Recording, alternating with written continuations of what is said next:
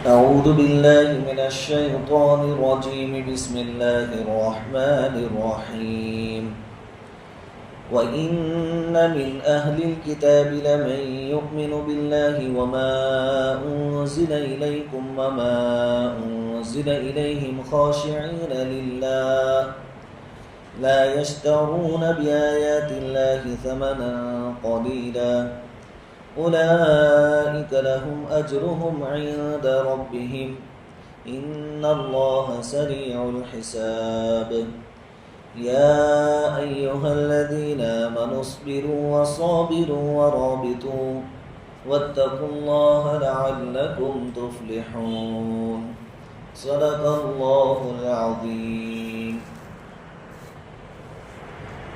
سورۃ آل عمران کی آخری دو آیتوں کی تلاوت کی گئی ہے. ترجمہ یہ ہے: اور کتاب والوں میں سے بعض وہ بھی ہیں جو اللہ پر ایمان لاتے ہیں، اس کتاب پر بھی جو تم لوگوں کی طرف نازل کی گئی اور اس کتاب پر بھی جو خود ان کی طرف اتاری گئی. وہ اللہ سے ڈرنے والے ہیں، وہ حقیر قیمتوں پر اللہ کی آیتوں کا سودا نہیں کرتے. یہی لوگ ہیں جن کو ان کے رب کے پاس اجر حاصل ہوگا. بے شک اللہ بہت جلد حساب کر دیں گے. اے ایمان والو، صبر کرو، ثابت قدمی اختیار کرو، تیار رہو اور اللہ سے ڈرتے رہو تاکہ تم کامیاب ہو جاؤ. قرآن کریم میں اللہ رب العزت کا طرز یہ ہے کہ اگر کسی قوم کی کوئی برائی بیان کی گئی تو ان کے اندر جو خوبیاں ہوتی ہیں وہ بھی بعد میں فوراً بیان کی جاتی ہے. اسی صورت آل عمران کے اندر آگے کئی جگہ ہم نے یہود اور عیسائیوں کی برائیاں جو بیان ہوئی تھی، یعنی وہ عادتیں جو ان کے اندر پائی جاتی تھی، جہاں جہاں قرآن نے وہ بیان کی وہاں اس کے ساتھ ساتھ ان کی اچھائیاں بھی بیان کی گئی تھی. یہاں بھی ان فی خلق السماوات سے پہلے کی جو آیتیں تھیں اس میں ان کی بری عادتوں کا بیان تھا. یہاں جو پہلی آیت پڑھی گئی، آیت نمبر 199 وَإِنَّ مِنْ أَهْلِ الْكِتَابِ لَمَن يُؤْمِنُ بِاللَّهِ سے، اس آیت کے اندر بعض ان اہل کتاب کا تذکرہ ہے جو پہلے یہودی تھے پھر بعد میں اسلام میں داخل ہو گئے، جس میں ایک موٹی مثال حضرت عبداللہ بن سلام رضی اللہ تعالیٰ عنہ کی ہے. وہ پہلے یہودی تھے، بلکہ یہودی عالم تھے، تورات کا علم تھا ان کے پاس، پھر مسلمان ہو گئے. ایسے کچھ اور حضرات بھی تھے. اللہ تعالیٰ فرماتے ہیں کہ ان اہل کتاب میں کچھ لوگ ایسے بھی ہیں جو اللہ پر ایمان لے آتے ہیں اور جو کتاب تمہاری طرف یعنی مسلمانوں کی طرف نازل کی گئی اس پر بھی ایمان لاتے ہیں، یعنی وہ قرآن کو بھی مانتے ہیں. وما انزل الیہم، اور جو کتاب ان کی طرف اتاری گئی یعنی تورات، اور اگر عیسائی ہیں تو انجیل، اس پر بھی ایمان لاتے ہیں. خاشعین للہ، اللہ رب العزت سے ڈرتے ہوئے. ان کے اندر اللہ کا ڈر ہوتا ہے، تبھی وہ قرآن کو بھی مانتے ہیں، اللہ کو بھی مانتے ہیں، اگلی کتابوں کو بھی مانتے ہیں. اگر آپ ذرا دھیان دیں تو یہودی جو ہے، یہودی تورات تک اور حضرت موسیٰ علیہ السلام تک سب کو مانتے ہیں. اس کے بعد عیسیٰ علیہ السلام کو نہیں، حضور کو نہیں. عیسائی عیسیٰ علیہ السلام تک اور انجیل تک مانتے ہیں، قرآن کو اور حضور صلی اللہ علیہ وسلم کو نہیں مانتے.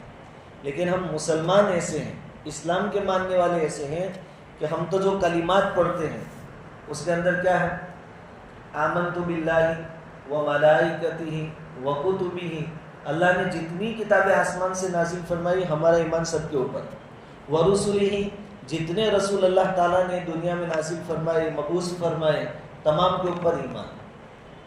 یہ ہماری کشادہ دلی ہے کہ ہم تو سب کو مانتے ہیں. تو اہل کتاب میں سے بھی کچھ لوگ ایسے ہوئے جنہوں نے پھر اسلام قبول کر لیا، قرآن پر ایمان لائے. خاشعین للہ، اللہ تعالیٰ سے ڈرنے والے لوگ تھے. لا یشترون بآیات اللہ ثمنا قلیلا، اللہ کا ڈر تھا تبھی انہوں نے تورات اور انجیل کی آیتوں کو چند روپیوں کے خاطر بیچا نہیں. جیسا کہ یہودی علماء کیا کرتے تھے کہ مالداروں کے لیے الگ سے مسئلے بیان فرماتے تھے اور غریبوں کے لیے الگ سے شریعت بیان کرتے تھے، ان لوگوں نے ایسا نہیں کیا۔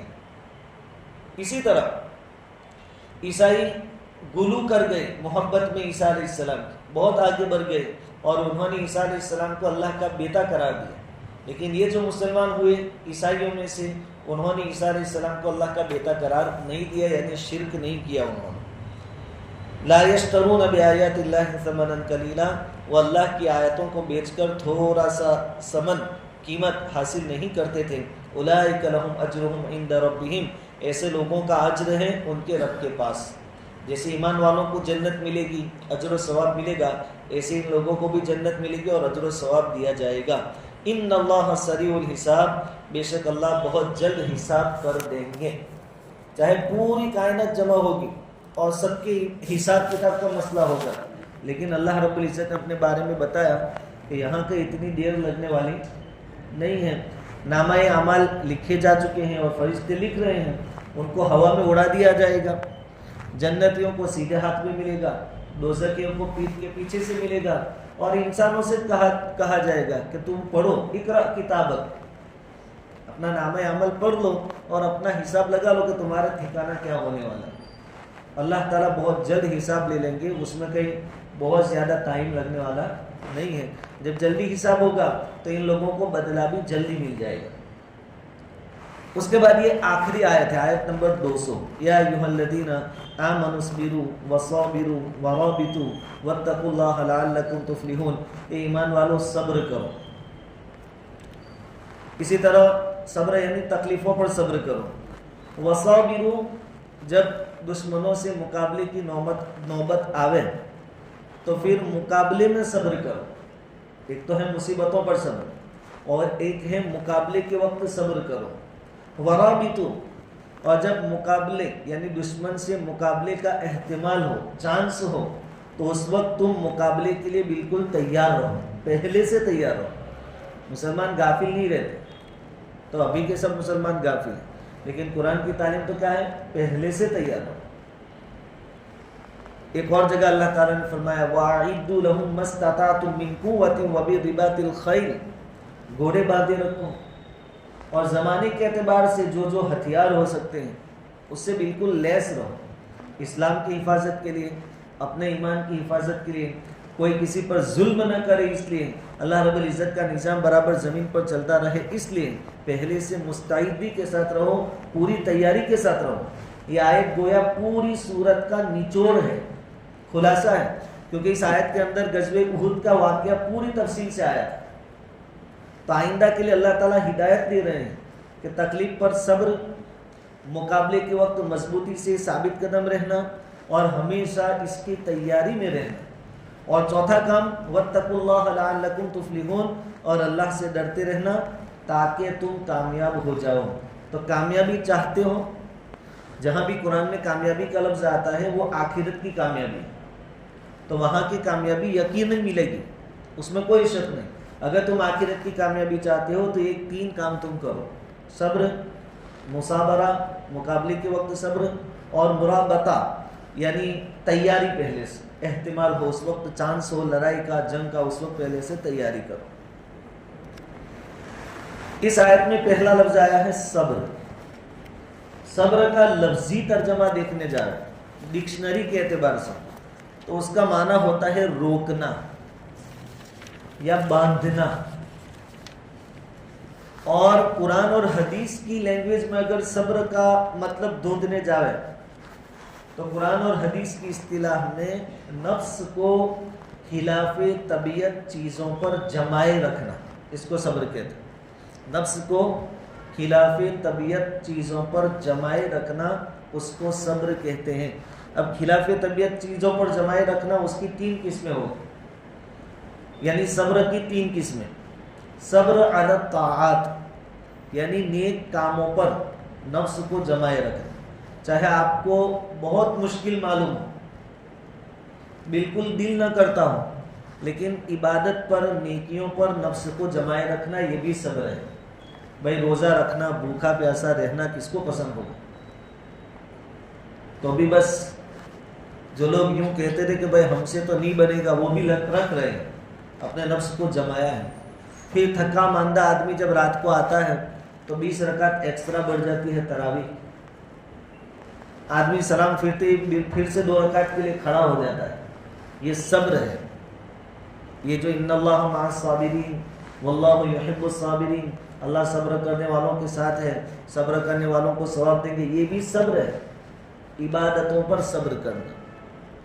چاہے ہمارے نوجوان بیچارے تھک گئے، 5-6 دن ہو گئے، اب بیچارے تراویح میں پیچھے بیٹھک کے چالو ہو گئی، تھک گئے بیچارے۔ جو بوڑھے ہیں وہ ابھی تندرست ہے اللہ کے فضل و کرم سے، نوجوان نسل تھک گئے۔ اب آگے چل کے مسلمانوں کا کیا ہوگا آپ اندازہ یہاں سے لگا سکتے ہیں۔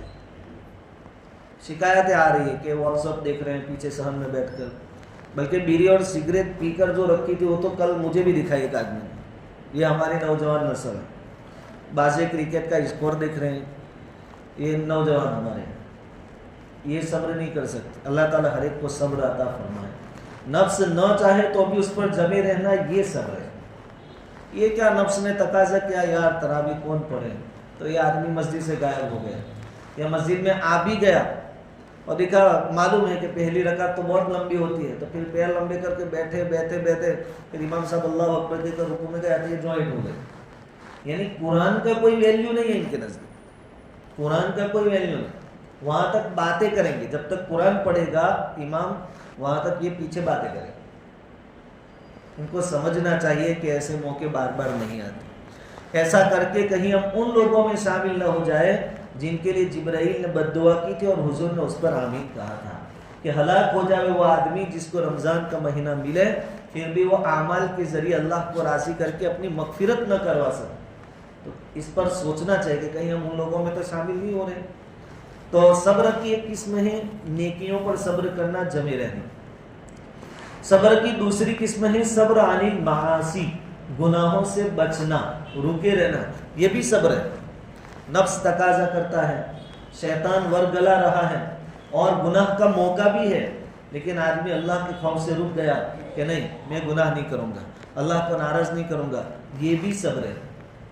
اور صبر کی تیسری قسم ہے صبر علی المصائب، مصیبتیں آویں اس کے اوپر صبر کریں، یعنی کسی مصیبت کے آنے پر آدمی حد سے زیادہ پریشان نہ ہو اور اپنے نفس کو بے قابو نہ ہونے دے کہ ہائی واویلی شروع کر دے، رونا دھونا شروع ہو جائے تکلیف اور مصیبت پر۔ نہیں بھائی، جو بھی ہے اچھائی یا برائی وہ اللہ کی طرف سے ہے اور اللہ جو کرتا ہے وہ بہتر کرتا ہے، ایسا یقین رکھیں اور صبر سے کام لیں۔ تو یہ صبر کی 3 قسمیں ہیں۔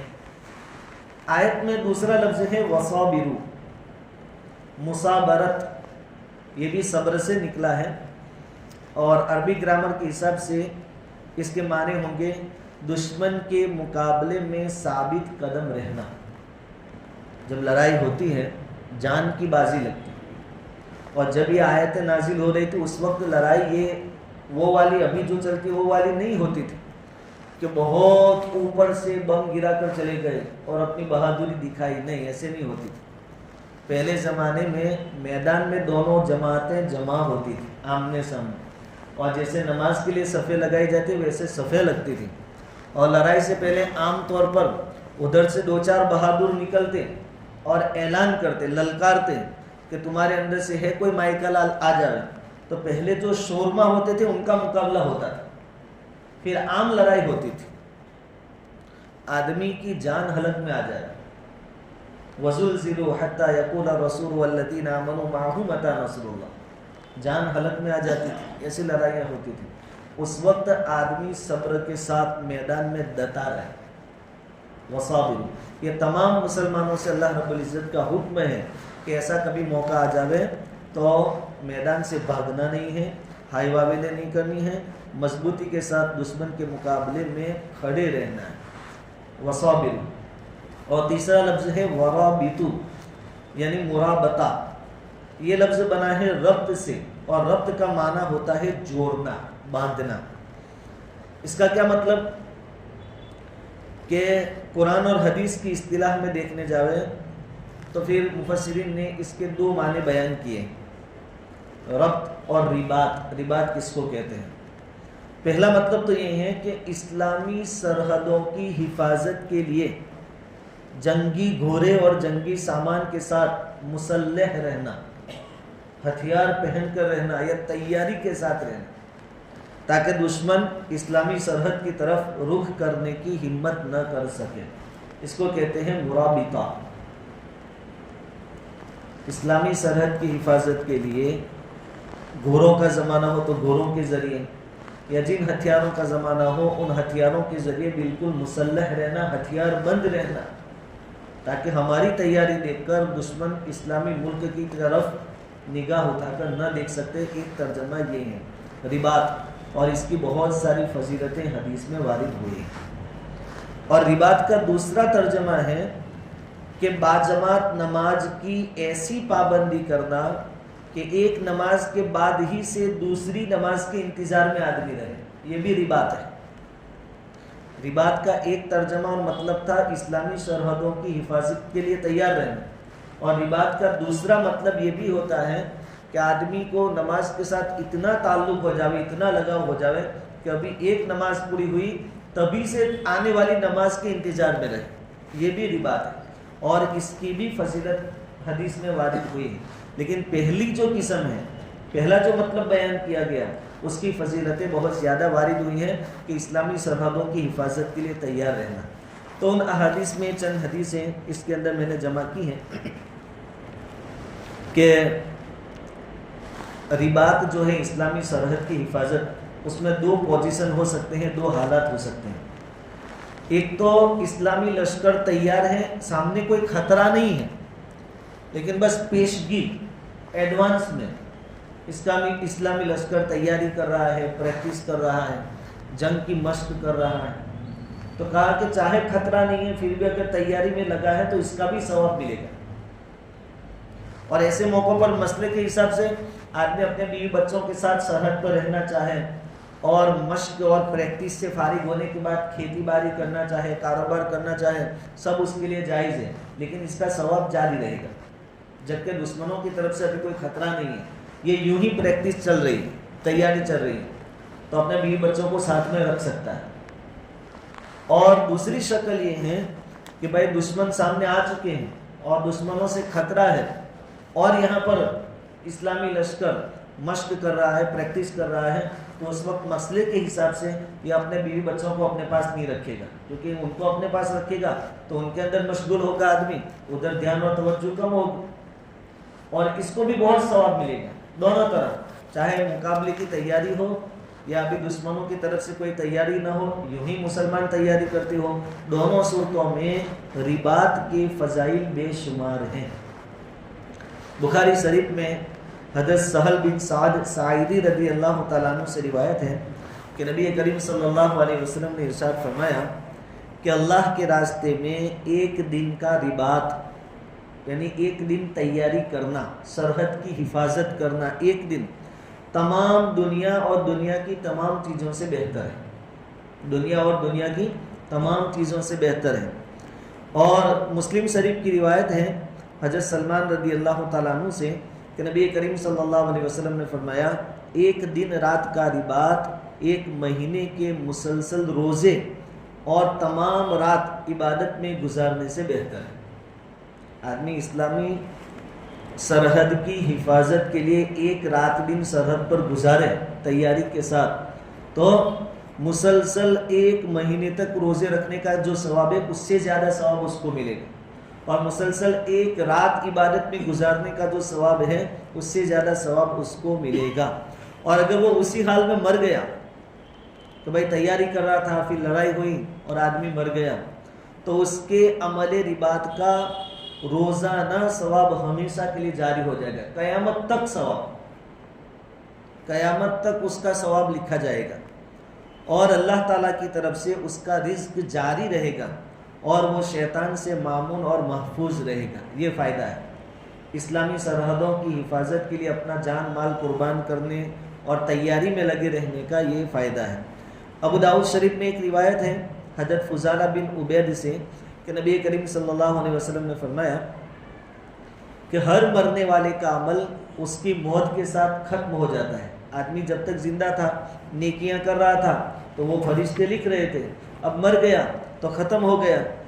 बजुज मुराबित के, लेकिन एक वो आदमी जो रिबात में है, इस्लामी सरहद की हिफाजत में है, मश्क में है, प्रैक्टिस में है, कि उसका अमल क़ियामत तक बढ़ता ही रहता है, क़ियामत तक उसका सवाब लिखा जाएगा और बढ़ता रहेगा, और कब्र में हिसाब किताब लेने वालों से मामून और महफूज रहेगा। इसका हिसाब किताब भी कब्र में नहीं होगा। इसी तरह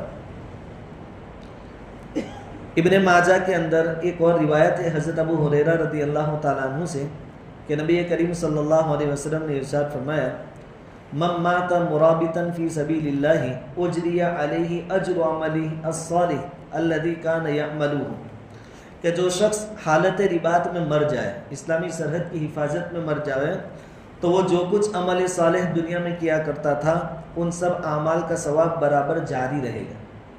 वो जब ज़िंदा था तो नमाज़ें पढ़ता था, रोज़े रखता था, तस्बीह पढ़ता था, ज़िक्र व तिलावत करता था। अब मर गया तो अभी क़यामत तक उसका ये इन आमाल का सवाब लिखा ही जाएगा। आगे फरमाया व उजरिया अलैहि रिज़्क़ुहु, और उसका रिज़्क़ भी जारी रहेगा। व अमीन मिनल फत्तान, और शैतान से या कब्र के सवाल से वो महफूज रहेगा।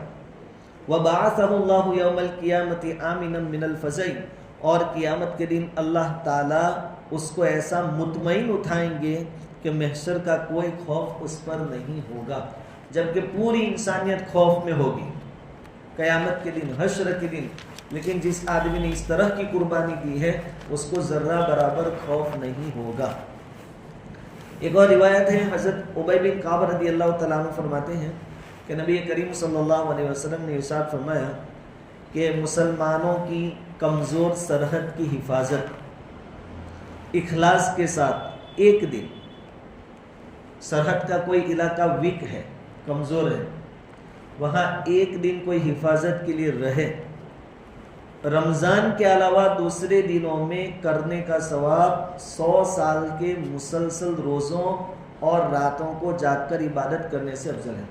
रमज़ान के अलावा एक दिन कोई आदमी सरहद पर रहा हिफाजत के लिए, तो उसको 100 साल रोज़े रखे उतने सवाब मिलेगा उसको, 100 साल के रोज़े, और 100 साल रात को जागकर उसने इबादत की उतना सवाब मिलेगा। गहरे रमज़ान में अगर ये अमल किया है तो, और अगर कोई रमज़ान के महीने में ये अमल करे, रिबात वाला काम करे रमज़ान के महीने में, तो हदीस में है 1000 साल तक रोज़े रखे गोया, 1000 साल तक, और 1000 साल तक रातों को गोया उसने इबादत की, इतना सवाब उसका लिखा जाएगा नामाए आमाल के अंदर।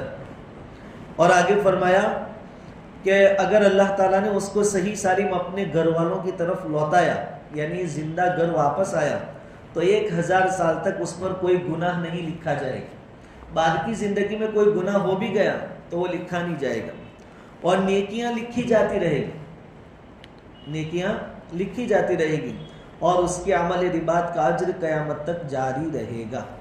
तो रिबात का एक तर्जमा ये था कि इस्लामी सरहद की हिफाजत के लिए आदमी वहाँ जाकर कोशिश करे। उसकी चंद फजीलतें वाली जो रिवायतें थी वो मैंने आपके सामने बयान की। एक और दूसरा मतलब है कि रिबात का माना है जमात के साथ नमाज की इस तरह पाबंदी करे आदमी कि एक नमाज जैसे ही पूरी हुई दूसरे के इंतज़ार में, ऐसा नमाज के साथ उसका ताल्लुक़ हो जाए और नमाज भी जमात के साथ पढ़े, तो उसको भी रिबात कहा गया।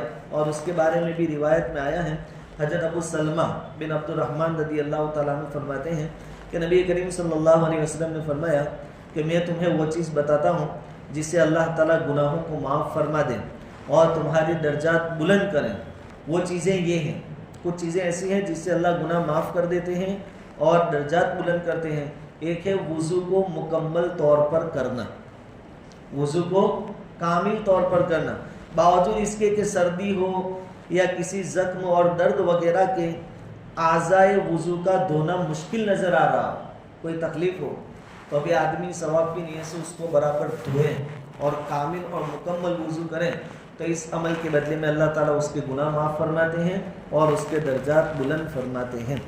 दूसरा अमल है और मस्जिद की तरफ कसरत से जाना और एक नमाज के बाद दूसरी नमाज का इंतज़ार करना, ये रिबात है। कामिल वज़ू और एक नमाज के बाद दूसरी नमाज का इंतज़ार करना, ये भी रिबात में शामिल है। फिर आप सल्लल्लाहु अलैहि वसल्लम ने फरमाया ज़ालिकुमुर रिबात, यही रिबात फ़ी सबीलिल्लाह है। इमाम कुर्तुबी रहमतुल्लाहि अलैह ने तफसीर कुर्तुबी के अंदर इस रिवायत को नकल करने के बाद बयान फरमाया है कि इस हदीस को सामने रखें तो ये बात मालूम होती है कि जो आदमी एक नमाज के बाद दूसरी नमाज के इंतज़ार की पाबंदी करे उसको भी अल्लाह ताला वो अजर व सवाब अता फरमाएंगे जो रिबात फ़ी सबीलिल्लाह के लिए अहादीस अभी बयान की गई थी। जितना सरहद पर जाकर हिफाजत दीन के लिए कोशिश करने पर सवाब मिलेगा, उतना ही सवाब एक नमाज के बाद दूसरी नमाज के इंतज़ार में मिलेगा। इमाम कुर्तुबी रहमतुल्लाह अलैह फरमाते हैं क्या, तो 3 बातें अल्लाह ताला ने इस आयत के अंदर फरमाई थी। सब्र करो, फिर सब्र की 3 किस्में हमने सुनी, फिर वसाबिरो मुकाबले के वक्त सब्र, और वराबितु यानी ऐसा मालूम हो कि अब मुकाबला होगा, दुश्मनों की तरफ से कुछ हरकत है तो उसकी पहले से तैयारी। पर आगे अल्लाह ताला फरमाते हैं वत्तकुल्लाह, इन तीनों कामों के साथ तकवा तो ज़रूरी है। कोई आदमी अपने नाम और नमूद के लिए, शोहरत के लिए ये सब काम करे तो उसका कोई फ़ायदा नहीं। तीनों में तकवा, सब्र करे तो तकवा के साथ कि भाई मैं सब्र इसलिए कर रहा हूँ क्योंकि अल्लाह का हुक्म है और अल्लाह उस पर अजर सवाब देंगे। मुकाबले के वक्त इसलिए डटा रहा कि भाई मैं अल्लाह के लिए निकला हूँ और मैं अल्लाह के दीन को गालिब करने की कोशिश में हूँ, मैं यहाँ से पीठ फेर कर नहीं जाऊँगा। और सरहद की हिफाजत के लिए आदमी गया, वहाँ भी अपने आप को पहलवान कहलाने की नीयत नहीं है कि लोग चर्चा करें, बल्कि अल्लाह को राज़ी करना मकसूद है। और तकवा के साथ वहाँ भी काम करता है, वहाँ जाके अपनी मनमानी नहीं। कोई अमीर है तो अमीर की मातहती में काम कर रहा है, जो तकाजा है उसके मुताबिक काम कर रहा है। तो अल्लाह ताला फरमाते हैं वत्तकुल्लाह, और हर काम में तकवा इख्तियार करो, लअल्लकुम तुफ्लिहून, ताकि तुम कामयाब हो जाओ। और शुरू में जैसे कि मैंने कहा कि कामयाबी का लफ्ज़ जहाँ भी आता है कुरान में, उससे आखिरत की कामयाबी मुराद है कि आखिरत में 100% कामयाबी हाथ आएगी। और बहुत सी मर्तबा अल्लाह ताला दुनिया में भी उसका थोड़ा बहुत बदला अता फरमाते हैं, यानी कि फ़तह और नुसरत अता फरमाते हैं। 200 आयतों वाली सूरत आली इमरान अल्हम्दुलिल्लाह पूरी हो गई। पूरी सूरत का खुलासा ये था कि शुरुआत में ईसाई वफ्द नजरान का आया था 80 साथियों वाला, और उन्होंने इस्लाम के बारे में मालूमात हासिल की थी। उनके सवालात के जवाब अल्लाह के नबी सल्लल्लाहु अलैहि वसल्लम ने दिए थे, फिर भी उन्होंने ईमान कबूल नहीं किया था। फिर हुजूर सल्लल्लाहु अलैहि वसल्लम ने उनको मुबाहले की दावत दी थी कि मैदान में आ जाओ, मैं मेरे बीवी बच्चों को और घर वालों को जमा करूँ, तुम जमा करो, और हम अल्लाह ताला से ये दुआ करें कि हम में से जो गलत हो, झूठा हो, उनको हलाक कर दें। पहले वो तैयार हुए, फिर उन्होंने मशवरा किया और फिर सुलह करके वापस लौट गए कि हमको मुबाहला नहीं करना है। उसके बाद ईसाइयों ने हज़रत ईसा अलैहिस्सलाम की शान में जो गुस्ताखी की और गुलू किया कि कभी तो अल्लाह का बेटा कह दिया, कभी 3 मिलाकर एक अल्लाह करार दिया कि ईसा, मरियम और अल्लाह 3 मिलाकर एक अल्लाह बनता है, 3 in 1। वो सारे उनके गलत अकीदे बयान किए थे। इसी तरह फिर मामलात के अंदर उनकी तरफ से जो कोताहियाँ थी अल्लाह ताला ने उनको भी बयान किया था। फिर बड़ी तफसील के साथ गज़वे उहद का वाक़या अल्लाह ताला ने बयान फरमाया था, और उससे पहले एक रुकू में मुख्तसरन गज़वे बदर का वाक़या अल्लाह रब्बुल इज़्ज़त ने बयान फरमाया था।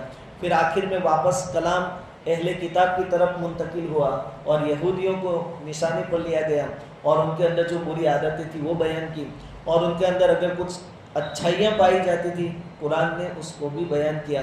और आखिर में पूरी सूरत का निचोड़ कि 3 काम आपको करने हैं, और तीनों काम तकवे के साथ, सब्र तकवे के साथ, मुकाबले के वक्त जमा रहना, साबित कदमी सब्र के साथ, और हमेशा इस्लाम की हिफाजत के लिए तैयारी तकवे के साथ। तो अल्लाह ताला फरमाते हैं तुफ्लिहून, तो तुम कामयाब हो जाओ।